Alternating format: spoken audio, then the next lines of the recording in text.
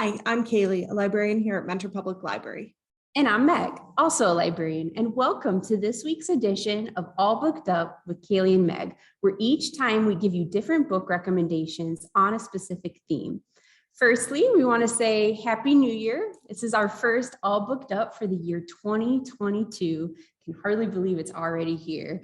So as you know, with the new year, a lot of times people will come up with resolutions. Well, instead of having strict resolution recommendations, we thought, let's get out of our comfort zone. So our books today are going to be books that for Cailey and I we each consider these kind of outside of what we would normally choose to read, or maybe it's just something we're not as comfortable with. So that's what we're going to be looking at today.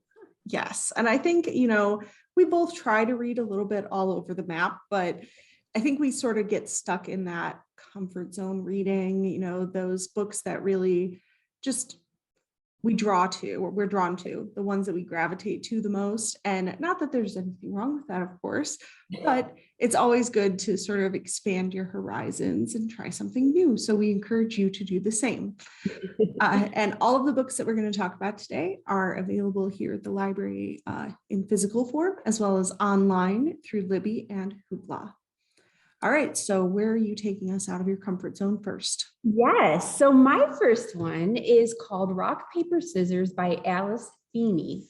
And I've heard of that. It's a kind of a popular one. So it's categorized as a domestic thriller. So in particular, between a husband and a wife are the main characters. So I consider this out of my comfort zone because I sat and thought about it. I don't really read books about marital strife a lot, more courtship strife, a la Pride and Prejudice, how do they get together? But this is more after they're together, what happens. So it's a little different for me when I sat and thought about it. So it's a page-turning marriage story saga. It's about Mr. and Mrs. Wright, Adam and Amelia.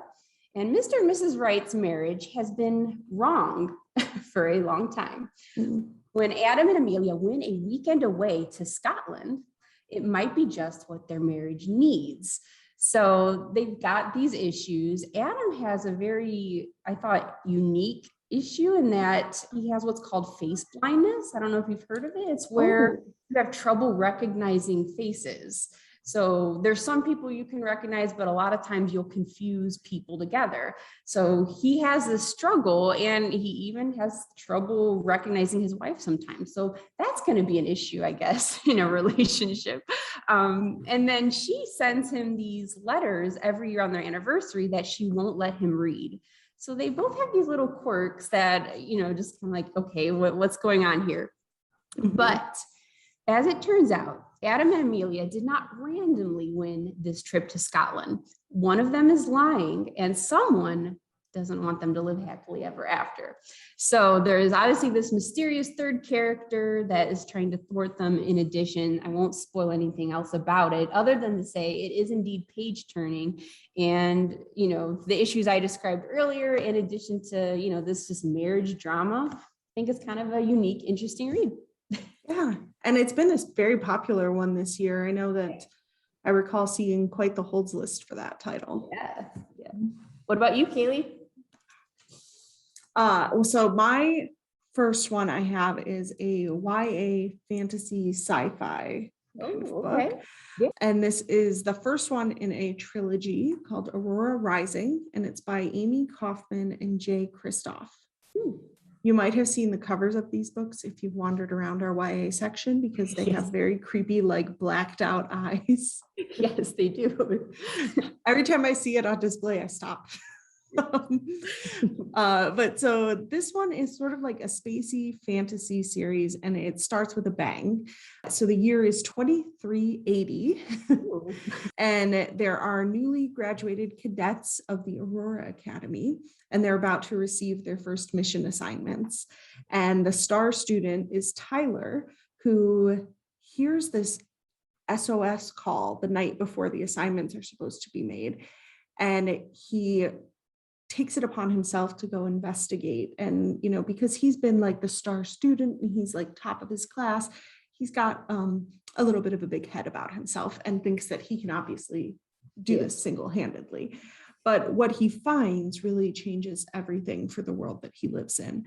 He finds this abandoned ship where everyone is dead, hundreds, if not thousands, except for one girl who is in a cryo sleep. And Ty awakens Aurora, and she is surprised to find out that, she's been asleep for over 200 years. And also her ship has never reached its destination, which prior to going into cryo sleep, she knew where they were headed and expected to wake up in this spot. So imagine everyone is gone now, and the world is just not what she expected. Also, Aurora seems to be developing some unusual abilities. Oh. So because of going on this rescue mission, Ty loses his chance to pick a top-notch team for himself.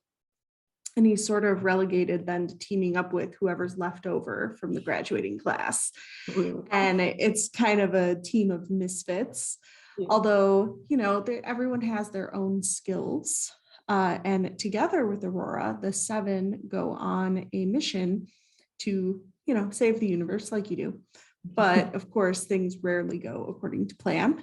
And it's especially true when you have a 200-something-year-old member of your team who may or may not be about to start the war to end all wars. And, this is a multi-perspective book. Like all of the characters have their own chapters. So you learn a lot about the world that they're in. And, this is just the opener. So it's got a lot of great world building. And these 2 authors together wrote another great world building series. So this one promises to also do the same. I think the 3rd book just recently came out for this one. And it keeps you reading. And I don't necessarily dislike reading fantasy sci-fi type things, but it's not something I typically go to on my own. So this is a little outside of my comfort zone, but still a lot of fun. Yeah, that sounds great. And like you said, even if you or some of our viewers aren't typically into sci-fi or fantasy, like that whole idea of a ragtag group of misfits, that's something you see in a lot of genres, not just, science. Absolutely. So it's if you like that sort of thing, I think this is a great launching pad maybe into sci-fi or something like that. So I think that sounds like a really endearing book series. So my next one that kind of puts me out of my comfort zone is called The Lost Art of Reading Nature Signs by Tristan Gooley. Now, so nature signs like follow the moss on a certain rock. Yeah. Yes. I like that. You got it. So it sounds like you're familiar with it. I was not familiar with that at all. So Gooley is an outdoorsman who has led expeditions on 5 continents and shares more than 850 tips to navigate terrain, forecast weather, locate water, track animals, and more. So I think maybe in the past I have slightly mentioned that I'm not much of an outdoors lady, I guess. But this book especially takes me out of my comfort zone because not only does it give you tips about, recognizing the environment around you and what's going on, maybe when you're hiking or camping or something like that, but it also kind of goes into the science behind those tips, kind of explaining why things are the way they are. So, and that's very much outside of my comfort zone. So it really is a stretch, but the good thing about it is Gooley is a very, what is the word? Friendly, has a friendly voice in this book. So if you don't know much, he's very approachable, not condescending or anything about his vast scientific knowledge, which I appreciate. And there's a lot of useful stuff in here, especially, if you want to learn more about nature, which I think I do actually, bird calls, plants that you see, what different sounds mean, like when it's raining and things. So it's really a nice collection of tips, not one you have to read straight through. So it's nice to just, hop in and grab a part that you might be interested in. And maybe for this new year, maybe that's one of my resolutions this year, learn more about nature and not my iPhone. Well, I think that's great. And I think that would be appealing to a lot of people. I think in the last year, so many people have discovered a sort of love of exploring the outdoors, especially here in Northeast Ohio, where we have so many great parks to visit. Yeah. And I mean, I can say for myself as well, I found myself visiting more parks and just being outside, and it brings a sort of comfort to you when the world is going a little crazy right now. You know, I do find myself wondering things about the different signs that I'm seeing around me. So maybe I should check that one out too. All right. So my next one is a biography. And I rarely gravitate to biographies. I do some memoir type things, but honestly, if I do go for a biography, it has to be someone who I'm at least interested in. I mean, I think that's the case for almost any reader. So when I was trying to look for a biography, I came across there was a new autobiography by Mel Brooks. Cool. Love it.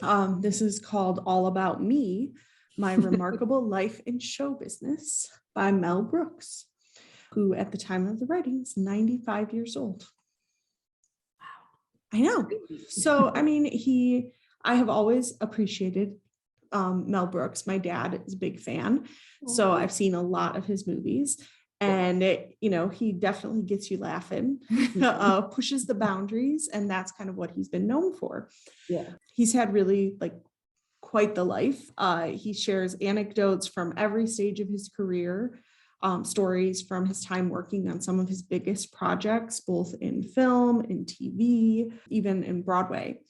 And he's also shares some behind the scenes tales of stories with him, like, and his celebrity friends like Sid Caesar, and just a lot about his life. I found out, you know, he grew up in the Great Depression, and he talks about Brooklyn during that time. And he was also in World War II. He was in the Army.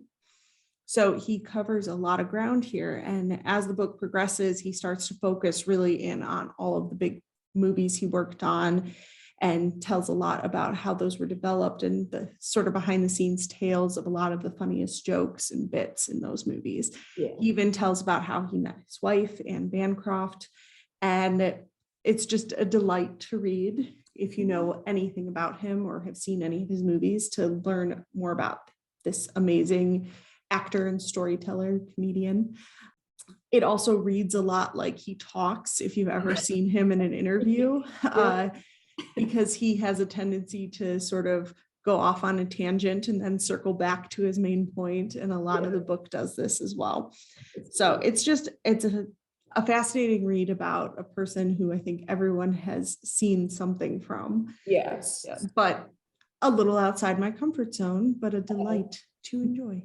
Awesome. That's a great choice. That sounds right in my comfort zone. I love like old Hollywood comedians and all that. That's great. And I've watched like YouTube clips of him in interviews, and the way he talks is hilarious, man. So that one sounds awesome. And did you know he said once one of his favorite movies was Fred and Ginger movies, which we love. So I did not know. That's really cool. So thank you guys for joining us for our very first 2022 All Booked Up. We hope you maybe take some of these recommendations. Maybe even if you don't want to read these ones, maybe take inspiration and get out of your comfort zone, read something new this year. Yes, and a great way to do that is to join our winter reading challenge. Yes, absolutely. Yeah, you have a chance to win prizes this month and in the month of February by reading some of our challenges, which you can pick up at our information desk. Yes. So get out there, get out of your comfort zone, and keep reading. Happy reading.